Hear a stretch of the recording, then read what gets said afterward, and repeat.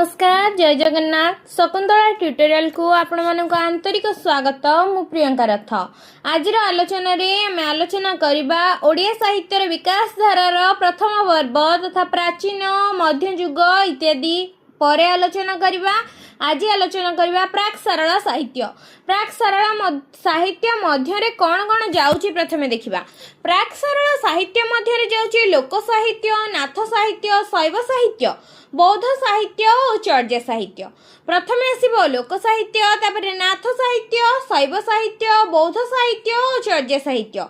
प्रथमे आमे आलोचना करिबा लोक साहित्य कौन, काहाकू कुहा जाए, लोक साहित्यर सृष्टिकर्ता किए, लोक साहित्य मुख्यतः केते प्रकार विभक्त इत्यादि उपर आलोचना करिबा।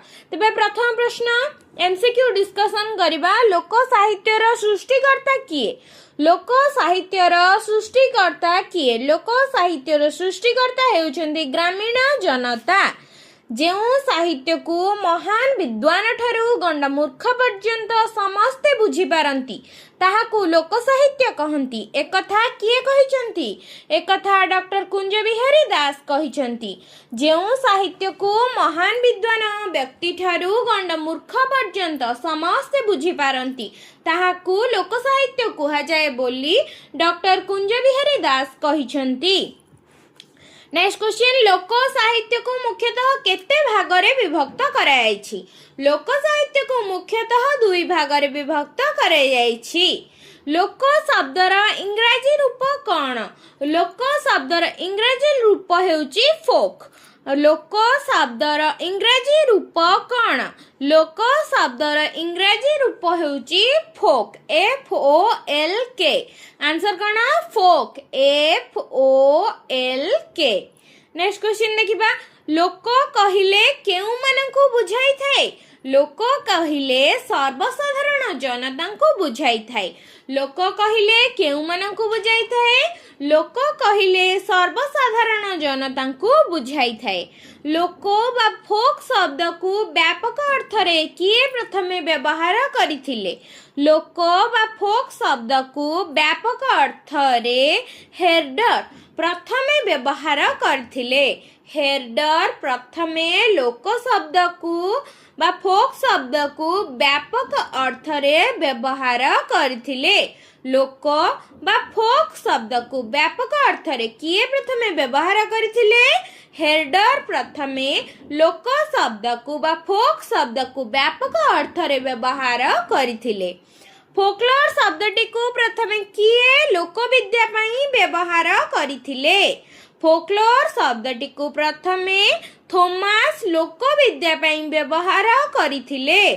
फोकलोर शब्दटी को प्रथमे किए लोक विद्या पई व्यवहार करथिले? फोकलोर शब्दटी को प्रथमे थॉमस लोक विद्या पई व्यवहार करथिले। ऑप्शन कौन थिला? Thomas, Burne, Herder, John beams.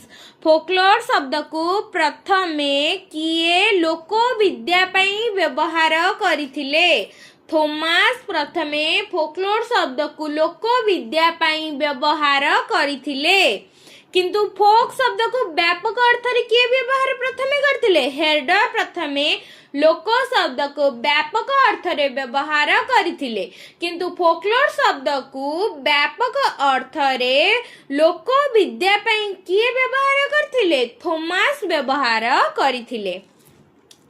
Next question देखिबा। लोक जीवनर हस कांद, सुख दुख, आशा निराशा आदि प्राकृतिक भावरे जेउथिरे आत्म प्रकाश करिथाय ताहाकू केउ साहित्य कुहा जाए? लोक जीवनर हस कांद, सुख दुख, आशा निराशा आदि प्राकृतिक भावरे जेउथिरे आत्म प्रकाश करिथाए ताहाकू लोक साहित्य कुहा जाए। लोक जीवनर हस कांद, सुख दुख, आशा निराशा आदि प्राकृतिक भावरे जेउथिरे आत्म प्रकाश करिथाए ताहाकू लोक साहित्य कुहा जाए। शुद्धि वर्ग बा पंडित्य आधारित शिष्ट साहित्य को केउ साहित्य कुहा जाए? सुधी वर्ग बा पंडित आधारित शिष्ट साहित्य को विदग्ध साहित्य कहा जाए। जो गुड़िक विद्वान माने ही केवल बुझी पारंती किंतु गंड मूर्ख व्यक्ति माने बुझी पारंती नहीं। किंतु लोक साहित्य को एक निपट मफसली लोक मध्य बुझी पारि थाए कहीं तार भाषा सरल और शुद्ध अटे। नेक्स्ट क्वेश्चन, पल्ली साहित्य, लघु साहित्य, गाउली साहित्य, कथित साहित्य आदि क्यों साहित्य अंतर्भुक्त? एटा बहुत सहज, आमे भी जानिचे पल्ली साहित्य, लघु साहित्य, गाउली साहित्य, कथित साहित्य इत्यादि को कौनसी निपट मफसली गाउली व्यक्ति मध्य आराम रे बुझी पारि थाए, तेणु करी एहा लोक साहित्य अंतर्गत अटे। नेक्स्ट आसला John Beames folklore of Odisha नामक प्रबंधटी केउं पत्रिकार 1872 ख्रीष्टाब्द रे प्रकाशित होइथिला? जॉन बीम्सकर फोकलोर ऑफ ओडिशा नामक प्रबंधटी इंडियन एंटिक्वेरी भोकल नंबर 1 पत्रिकार 1872 ख्रीष्टाब्द रे प्रकाशित होइथिला। जॉन बीम्सकर फोकलोर ऑफ ओडिशा नामक प्रबंधटी इंडियन एंटिक्वेरी पत्रिकार भोकल नंबर 1 रे 1872 ख्रीष्टाब्द रे प्रकाशित होइथिला। आउ थरे मन रखि नबा, जॉन बीम्सकर फोकलोर ऑफ ओडिशा नामक प्रबंधटी केउ पत्रिका? इंडियन एंटिक्वेरी पत्रिकार 1872 ख्रीष्टाब्द रे प्रकाशित होइथिला। नेक्स्ट क्वेश्चन, ओडिया लोक साहित्य रे प्रथम संकलन कार्य 1876 ख्रीष्टाब्द रे किए आरंभ करथिले? ओडिया लोक साहित्य रे प्रथम संकलन कार्य 1876 ख्रीष्टाब्द रे किए आरंभ करथिले? कपिलेश्वर विद्याभूषण नंद शर्मा प्रथमे ओडिया लोक साहित्य रे संकलन कार्य आरंभ करथिले। 1876 ख्रीष्टाब्द रे प्रथमे कपिलेश्वर विद्याभूषण नंद शर्मा ओडिया लोक साहित्य रे प्रथम संकलन कार्य आरंभ करथिले। आउ थरे आलोचना करि नेबा। प्रथमरु लोक साहित्यर सृष्टिकर्ता किए? ग्रामीण जनता। लोक साहित्य मुख्यतः काहाको कुहा जाए? एटा प्रथम प्रश्न थिला। लोक साहित्य काहाको कुहा जाए ना? लोक साहित्य माने हेउची लोक मानकर मुख्य मुख्य चली आसुथिबा साहित्य। एहा लेखा जाई न थाए बरम पीढ़ी रु पीढ़ी पहुंची थाए। एथिरे उदाहरण हे जीव लोक गीत, प्रवचन, लोक कथा, लोक नाट्य।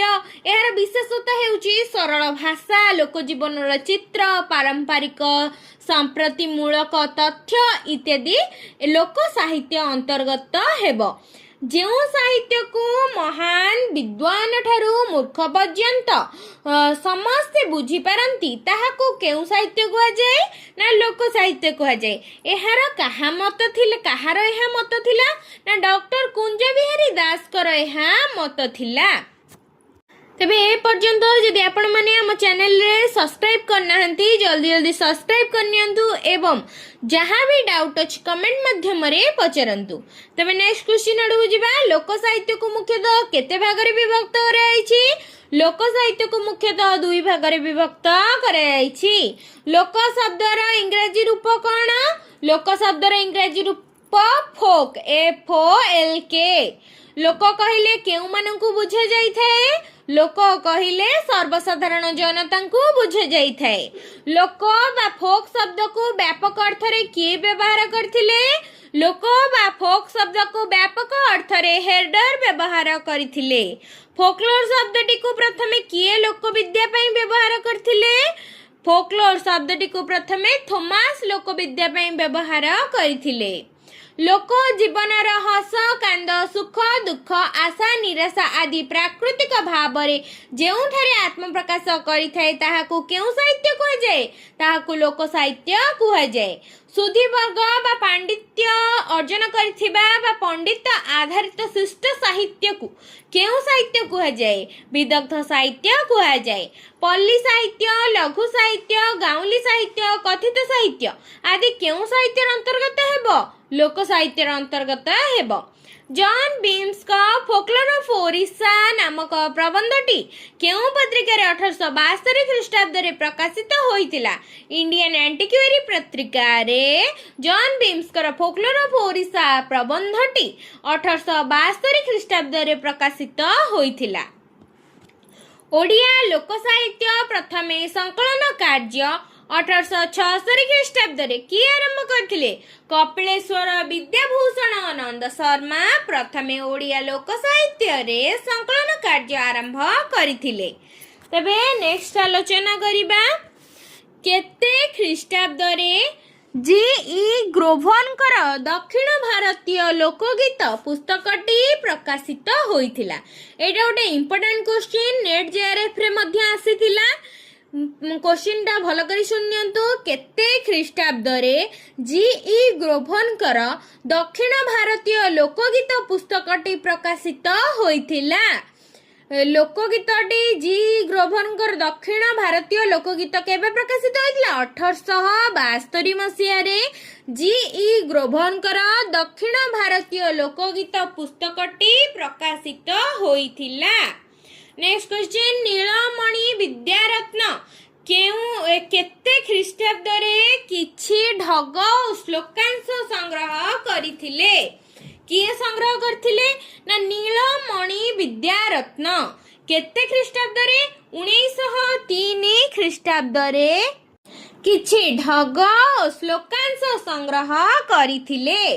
1903 ख्रीष्टाब्द रे नीलमणि विद्यारत्न किछि श्लोक ओ ढग संग्रह करथिले। नेक्स्ट क्वेश्चन देखिबा 1914 ख्रीष्टाब्द रे किए प्रबादमाला पुस्तक प्रकाश करथिले? 1914 ख्रीष्टाब्द रे भगवान होता प्रबादमाला पुस्तक प्रकाश करथिले। प्रबादमाला उपरे जदि आपण माने आउ किछि अधिक जानिबा को चाहुचंदी तेबे कमेंट माध्यम रे जणैले एहार फुल वीडियो क्लास करिनेबा। 1914 ख्रीष्टाब्द रे किए प्रबादमाला पुस्तक प्रकाश करथिले? भगवान होता 1914 ख्रीष्टाब्द रे प्रबादमाला पुस्तक रचना करथिले। ओडिशार प्रथम लोक कहानी संग्राहक किए? ओडिशार प्रथम लोक कहानी संग्राहक गोपाल चंद्र प्रहराज। ओडिशार प्रथम लोक कहानी संग्राहक किए? ओडिशार प्रथम लोक कहानी संग्राहक हेउचंती गोपाल चंद्र प्रहराज। एटा गोटे इंपोर्टेंट क्वेश्चन। गोपाल चंद्र प्रहराजकर हेउचंती ओडिशार प्रथम लोक कहानी संग्राहक। एहाकु मने रखिबे काहेकि ना एहा नेट जेआरएफ एसएसबी सब टाइप रो क्वेश्चन आसुची। एटा गोटे इंपोर्टेंट क्वेश्चन। नेक्स्ट टाइम देखिबा 21टी लोक कहानी को नै प्रकाशित होइतिबा उत्कल कहानी रो स्रष्टा किए? 21टी लोक कहानी को नै प्रकाशित होइतिबा उत्कल कहानी रो स्रष्टा किए? गोपाल चंद्र प्रहराज हेउचंती 21टी लोक कहानी को नै प्रकाशित होइतिबा उत्कल कहानी रो स्रष्टा। उत्कल कहानी पुस्तकर स्रष्टा किए? गोपाल चंद्र प्रहराज। अपन्ना पंडांकर ढग मालिका तत्वबोधिनी पुस्तकटी केबे प्रकाशित होइतिला? अपन्ना पंडांक ढग मालिका तत्वबोधिनी पुस्तकटी 1923 मसिहा रे प्रकाशित होइतिला। अपन्ना पंडांक ढग मालिका तत्वबोधिनी पुस्तकटी 1923 मसिहा रे प्रकाशित होइतिला। कथा लहरी पुस्तकर संग्राहक किए? कथा लहरी पुस्तकर संग्राहक जनेका करण महिला। जनेका करण महिला हेउचंती कथा लहरी पुस्तकर संग्राहक। उत्कल कहानी पुस्तकर प्रथम भाग केबे प्रकाशित होईछि? उत्कल कहानी पुस्तकर प्रथम भाग 1900 मसिहा रे प्रकाशित होईछि। नेक्स्ट क्वेश्चन 1921 ख्रीष्टाब्द रे प्रकाशित उत्कल कहानी दर्पण लोकगल्प संकलन संग्राहक किए? 1921 ଖ୍ରୀଷ୍ଟାବ୍ଦରେ ପ୍ରକାଶିତ ଉତ୍କଳ କାହାଣୀ ଦର୍ପଣ ଲୋକଗଳ୍ପ ସଂକଳନର ସଂଗ୍ରାହକ ହେଉଛନ୍ତି ଶ୍ରୀ ରାଧାଚରଣ ମହାପାତ୍ର। 1921 ଖ୍ରୀଷ୍ଟାବ୍ଦରେ ପ୍ରକାଶିତ ଉତ୍କଳ କାହାଣୀ ଦର୍ପଣ ଲୋକଗଳ୍ପ ସଂକଳନର ସଂଗ୍ରାହକ ହେଲେ ଶ୍ରୀ ରାଧାଚରଣ ମହାପାତ୍ର। ନେକ୍ସଟ ହେଲା 25ଟି ଲୋକକଥାକୁ ନେଇ ସଂଗୃହୀତ କଥାଲହରୀ ପୁସ୍ତକ କେବେ ପ୍ରକାଶିତ? 25ଟି ଲୋକକଥାକୁ ନେଇ ସଂଗୃହୀତ କଥାଲହରୀ ପୁସ୍ତକ 1901 ମସିହାରେ ପ୍ରକାଶିତ। କଥାଲହରୀ ପୁସ୍ତକର ସଂଗ୍ରାହକ କିଏ? କଥାଲହରୀ ପୁସ୍ତକର ସଂଗ୍ରାହକ ଜନୈକ କରଣ ମହିଳା। ଆଗରୁ ମଧ୍ୟ ଆଲୋଚନା କରିସାରିଛେ। ନେକ୍ସଟ ଦେଖିବା ଏହା କେବେ ପ୍ରକାଶିତ ହୋଇଥିଲା? ନା 1901ରେ ପ୍ରକାଶିତ ହୋଇଥିଲା। ଶ୍ରୀ ଚକ୍ରଧର ମହାପାତ୍ରଙ୍କ 1939 ଖ୍ରୀଷ୍ଟାବ୍ଦରେ ସଂଗୃହୀତ ଗାଉଁଲି ଗୀତଗୁଡ଼ିକୁ ନେଇ ପ୍ରକାଶିତ ପୁସ୍ତକର ନାମ କ'ଣ? ଶ୍ରୀ ଚକ୍ରଧର ମହାପାତ୍ରଙ୍କର 1939 ଖ୍ରୀଷ୍ଟାବ୍ଦରେ ସଂଗୃହୀତ ଗାଉଁଲି ଗୀତଗୁଡ଼ିକୁ ନେଇ ପ୍ରକାଶିତ ପୁସ୍ତକର ନାମ ଉତ୍କଳ ଗାଉଁଲି ଗୀତି ଚୁମ୍ବକ। ଶ୍ରୀ ଚକ୍ରଧର ମହାପାତ୍ରଙ୍କର 1939 ଖ୍ରୀଷ୍ଟାବ୍ଦରେ ସଂଗୃହୀତ ଗାଉଁଲି ଗୀତିଗୁଡ଼ିକ କ'ଣ? ଉତ୍କଳ ଗାଉଁଲି ଗୀତି ଚୁମ୍ବକ।